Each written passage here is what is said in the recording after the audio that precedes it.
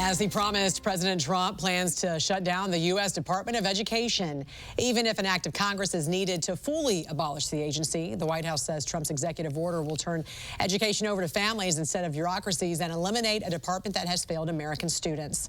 Joining us now to discuss this is Chair of America's First Policy Institute Center for Education Opportunity, Erica Donalds. Good morning to you. Thanks for joining us. Good morning. Thanks for having me. Moving forward, what does public education look like without the U.S. Department of Education? How will this executive order work, and what challenges are ahead? Well, American education is in crisis.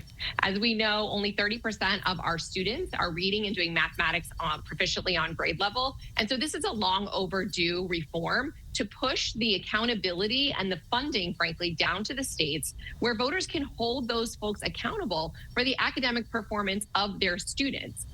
When we eliminate the Department of Education, it is only making up about 10% of funding nationwide. But we know the funding is not going away. But the bureaucracy, the red tape, the compliance requirements are so that the people on the ground, the teachers, the principals, and the superintendents can focus those funds directly on the students and not on compliance with federal mandates. I'm glad you said that, because the White House said this is not going to undo federal law providing money for students in rural places or schools that have students with disabilities, or for students who come from low-income families. It's also not going to get rid of the National School Lunch Program and all the things that traditionally come from the federal government. So talk about some of the other myths and misconceptions about closing the department. All of those funds not only are going to reach the students, but more of the funds are going to reach the students. And why is that? Because we, the taxpayers, are paying for multiple layers of bureaucracy at the federal level, at the state level for compliance with federal mandates. At every school district and every school in this country that receives federal funds, we are paying for people to push papers around instead of serving students. Teachers around the country have reported that they spend more time filling out paperwork than actually meeting the needs of students who have disabilities. We're taking all of that away and ensuring this money actually reaches those students. The money is not going away. The school lunch program is not going away. That's actually handled by USDA, not even by the Department of Education. That's true. I want to read to you what the White House Deputy Press Secretary said. Harrison Fields said, quote, "Over the past 4 years, Democrats have allowed millions of illegal minors into the country, straining school resources and diverting focus from American students. Coupled with the rise of anti-American CRT and DEI indoctrination, this is harming our most vulnerable." What do statistics show? How is this harming the most vulnerable, Erica?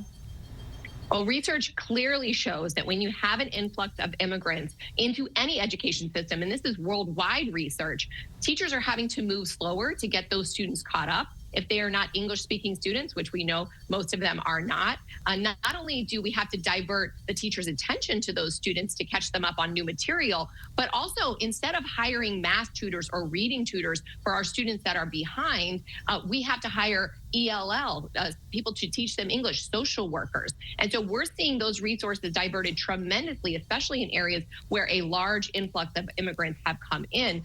This is going to allow us to right set those resources, put it in to allowing Native American students to get caught up, and which we haven't done since the pandemic even. And what do you say to those who are against this, like American Federal of Teachers President Randy Weingarten, who says the Department of Education has one major purpose, and that is to level the playing field and fill opportunity gaps to help every child in America succeed? Almost every dollar that is now going to be saved by eliminating the Department of Education will actually be put into the hands of a teachers union member in one of the states. There's nothing that the Department of Education does at the federal level that cannot be done by the states if they choose to do it with the funding that they will receive. Is Randy Weingarten saying that her own members are not going to be responsible enough to meet the needs of special needs students or of low-income students in their states if they are given the responsibility to do so? I think it's absolutely absurd that she would be against allowing more money to flow to those states and having her own members use that money to meet the needs of families in their communities. Chair of America First Policy Institute Center for Education Opportunity, Erica Donalds. Always a pleasure to see you. I hope you have a great weekend. Thanks for joining us. Thank you.